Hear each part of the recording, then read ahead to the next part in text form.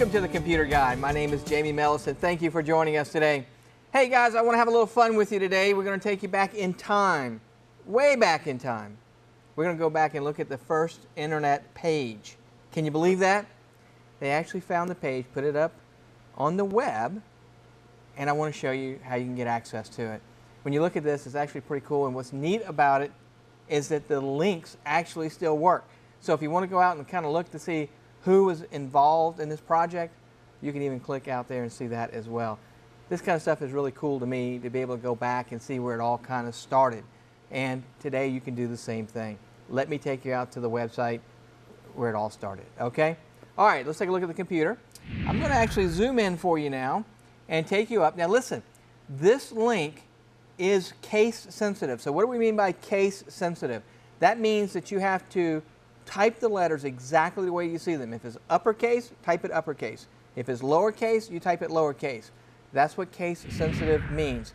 Really not sure why anybody would want to make a web address with capital letters, because most people are going to end up putting in standard letters, right? Normal case letter, lowercase. But in this case, we have some uppercase letters. Won't work if you don't do this right. So let's take a look. Okay. All right, so we're looking at the screen now.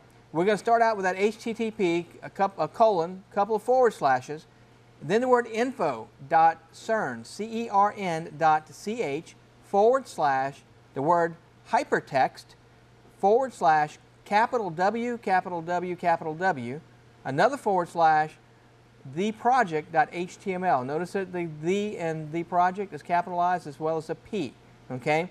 You need to have it exactly like that. Otherwise, it's not going to work for you. All right, once we're here, what can we see? Well, as you can see, the web page is just simply that, World Wide Web. It says everything there is about the W3 is linked directly or indirectly to this document, including an executive summary of the project, okay? So take a look, a few minutes. Listen, this is where it all started, and if you're interested in this, go through and see what it's about, okay? This is pretty cool. I think this is what, when you look at this, it says the World Wide Web, they call it W3, is a wide area hypermedia information retrieval initiative aiming to give universal access to a large universe of documents.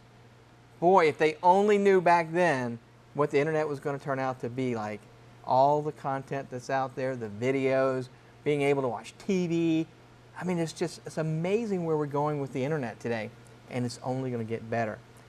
So listen, if you're into a little bit of nostalgia, take a look at the site, go through, click on a few links, and listen, they're all there. You know, if you want to look at this, here's an interesting thing. It says people, right? It actually takes you out and actually shows you some of the names of the people that were actually part of the development team that put this together, okay?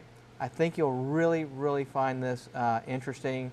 Don't think the phone numbers actually still work. Maybe the email addresses probably don't work either these days, but at least you can see what it was all about. There's also a little section on history out there as well. So underneath people, it says a summary of the history of the project. You can click on that as well. And you know, it tells you back to March 1989, first project proposal written and circulated for comment. It says paper hypertext in CERN. Listen, this is really cool stuff. I know it may sound Greek to you, but take a minute and go out and actually look at it. I think you'll find it really, really enjoyable. Listen, while we're on this topic, I want to point you to another website. Another really, really cool one that I think you'll enjoy. And this is one called archive.org. And this is no S in there, archive.org. Now, what can you do on archive.org? All right, so I'm going to have to minimize this screen here. Let's see if we can find my archive screen. Let's see here. There we go. I'm just going to go here. So archive.org. Let me actually get you to the beginning page here and let you see it. All right, so archive.org. This gives you the ability to go back to what they call the Wayback Machine. Lets you go back, I think, to, in some cases, as far back as 1989 to see web pages that were created during that time. I'm going to show you one here in just a minute, the Google web page, and kind of let you see what it looked like over history or over time. It's amazing being able to go back in time. I started looking at some of my old websites, and I'm thinking, wow, look at that. I can't believe we were actually trying to do stuff like that way back then, you know. It's really, really neat. So listen, if you want to go back and look at a website, maybe you knew that it was an article out there or something that you wanted to see, right? And now you can't find that, right? Maybe you went and you found a recipe or some medical article and you can't find it now. You might want to go back using the archive. Now, it's not like every single day, so they don't like archive it every day. In some cases, they do archive things literally every day. They take a snapshot of that website, right? And then other times, they may go months before they take a snapshot of the site, all right? So how do you use it? All right, so let's take a look at the screen.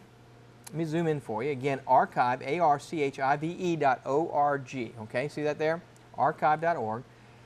And when you get there, you'll notice it says the Wayback Machine. It says Archive of Historical Computer Software is here. You got 450,000 early journal articles are also available. How the Internet Archive is having great time with Bitcom, okay? And so when you're here, what you do is you come over to this particular box and you type in the website that you want to see, right? So let's just put in google.com and then click on Take Me Back, all right? When you do that, it's going to go out and it's going to start looking for pages. Now, take a look at this. Blue all over the place, right? That's because this is 2013. Let me zoom in over here. Oh, did I close the window?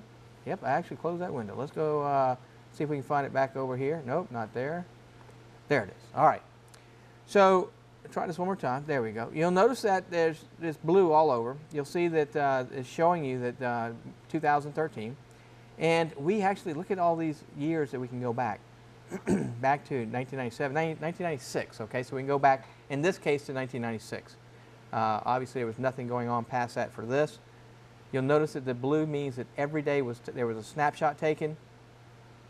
And so now we can go back and click on one of those days and take a look at it.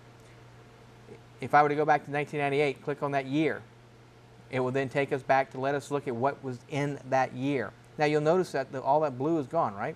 So there was no snapshots taken anywhere along this way here. So let's see, where's it at? Kind of look down here. Look at it, only one right there, or two. One in November, November 11th, right? We'll click on that, and it's going to take us out to the page.